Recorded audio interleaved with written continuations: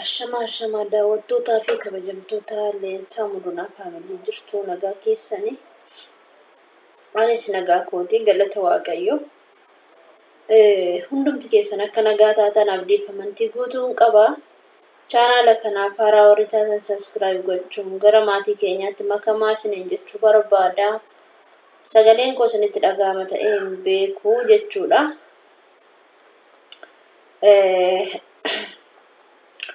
Daawwattoota keenya waa tokko isiniin jechuun dhufe jechuudha.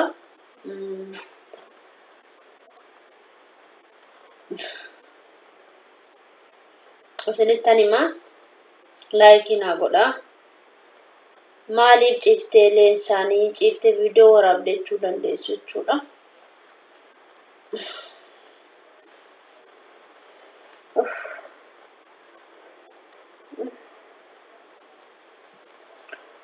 Maaliif seetanii ciisee guyyaarraa viidiyoo isin waraabuun koo calliseetii miti jechuudha.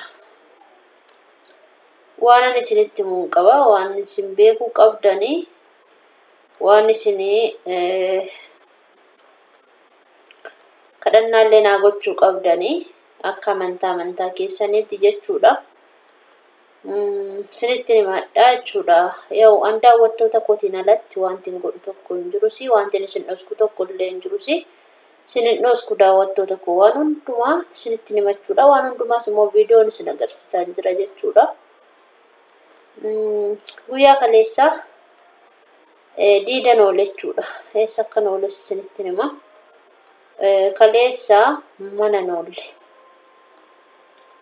Guyyaa kaleessa hospitaala deemeen ture. Isiniin jedha.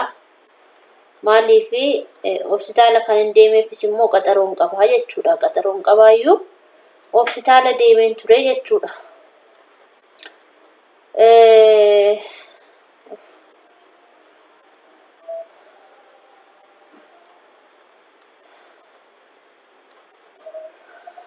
Besti laayikiin keessaniin na jajjabeessa. Laayikii naa godhaatii na jajjabeessaan isiniin jedha. Otoon kana nimiin dura garuu waan an dhufeef sababan qabachuudha. Calliseetiin dhufne waan an dhufeef isin beeksisa jechuudha. Garuu jechuudha isinitti himachuudha. Isinitti hima dursa garuu warreen karaa keessaas ta'e viidiyoodhaan dhuftanii riikoordiidhaan dhuftanii barreeffamaan iimoodhaan weessaappiidhaan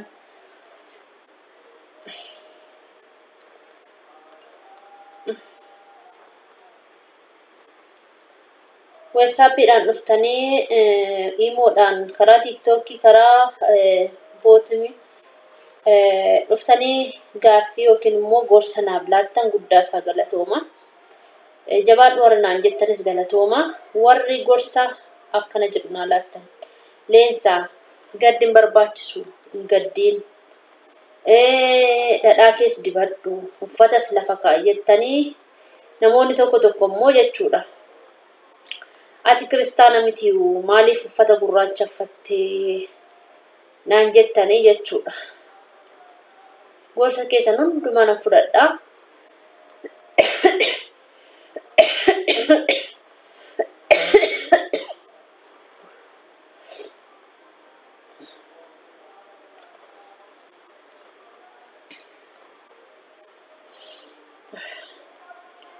Gorsa keessan hundumaa nan fudhadha daawwattoota keenya.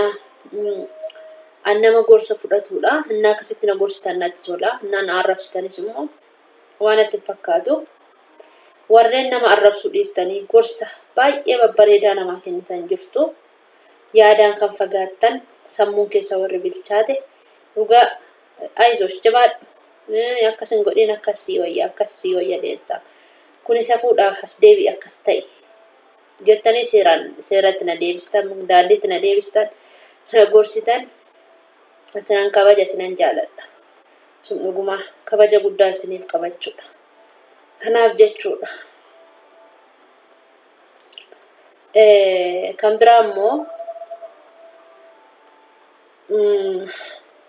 karaa WhatsAppiitiin dhuftanii akkasuma uffata gaddaa lafa kaayii jettan. Lafa kaa'uu nan kaa'a garuu uffata biraa uffachuu nan danda'a garuu ji'u lamatu naa guute jedhetanii ganaa ji'aa fi torban tokkodha jechuudha. Too ji'a lama naa guute anuu nafsa xuru yookiin immoo ulfaa waan ta'eef jechuudha. Garaa keessa mucaan na jira waan ta'eef jechuudha. Anuu gadduu sin barbaadu si mataa koo waa dibachuu dhiisuu sin barbaadu nan dibadhachuudha. Ofii koof jecha otoo hin ta'in mucaa garaa koo keessa jiruufi gaarii miti jechuudha.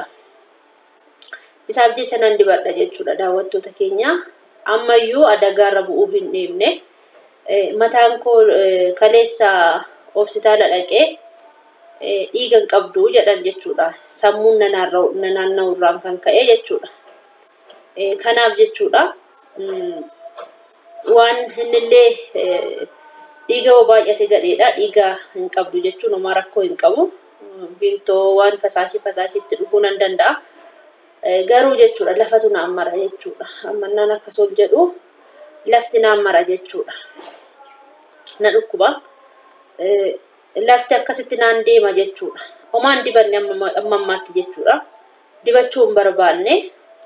Mulunaan fa'inatti ka'anii naan lolanii buleettiin koos natti kaatee naan loltee nan dide jechuudha. Isinis immoo warri karaa WhatsAppii dhuftanii leensaa ati gadduu hin dandeessu dhiisii gadda dabala malee utuma gadditee jirtu mataa kee dibadhu si goddaa yookiin immoo si miidhaa naan jettan jechuudha. Gorsa keessan fudhachuu dideemtii obboloota koo guddaa sanaa galatoomaa ulfaadhaa. Kunoo kaleessa argangalee wanciisachuudha. Lafan naan mara jechuudha. Dibadhu didee dhadhaallee bitanii fidanii nan dide jechuudha. Kunoo mana kana taa'a. Qibaatiillee halkan innaan narrafe dhoskanii na dibu nan dide jechuudha. Hin barbaanne jechuudha. Amma ji'a lama guututti hin ta'u dide. Obboleettiin koos dhuftee na dibuu kaanaan nan dide jechuudha. Obboleettii koos nan dide. Obboleessa gootana tokkichan qabu waggum tokkollee miti joob lama. Waan guddaa miti waggum tokkollee yoon dadhabe ji'um lama guuttadha jedheetani obboloota koo natti hin qabamiina. Uffata gaddaas immoo amantaa dhawati maaliif gurraacha muluu uffattee warri jettan amantaan kan mabbaati akkuma itti amanetti hin jira. Garuu immoo baay'ee uffataanii miti kan hin gaddu garuu keessi koo obboleessa koo dhabuutti waan gaddeef ani immoo uffatuma isa kana namoota uffataaf hin uffadheef otoo hin ta'in baay'ee gaddeera. Garuu immoo uffanni gaddaa hamma tokkoon ibsaa laan hin beeku. Turgumii isaa hin beeku.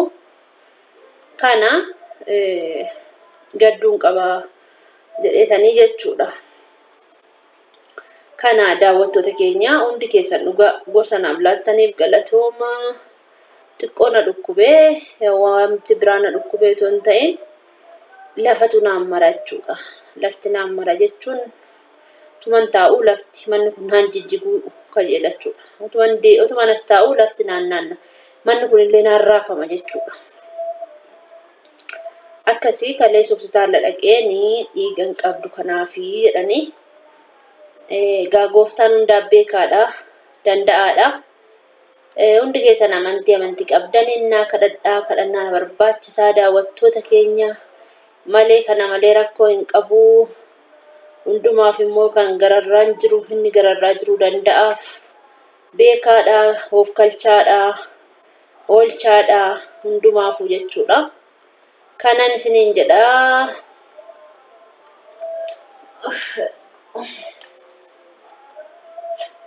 Kanan isiniin jedha daawwattoota keenya.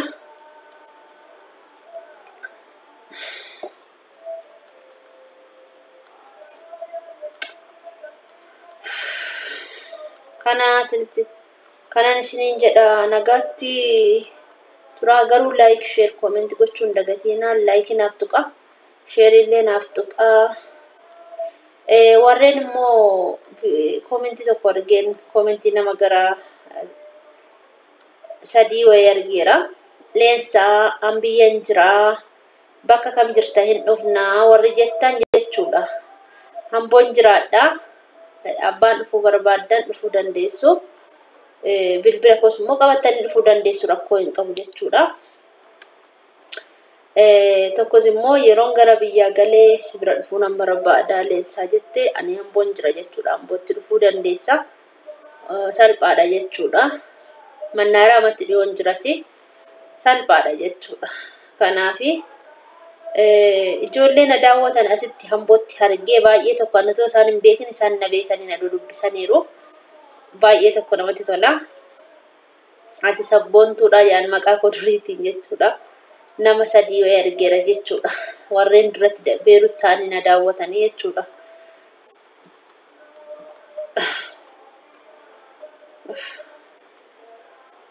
Kana daawwattoota keenyaa sinan jaaladha, sinan kabaja guddaa iddoo guddaa isiniif qaba. Nagaatti turaa, oolmaa gaarii isiniif haa ta'u.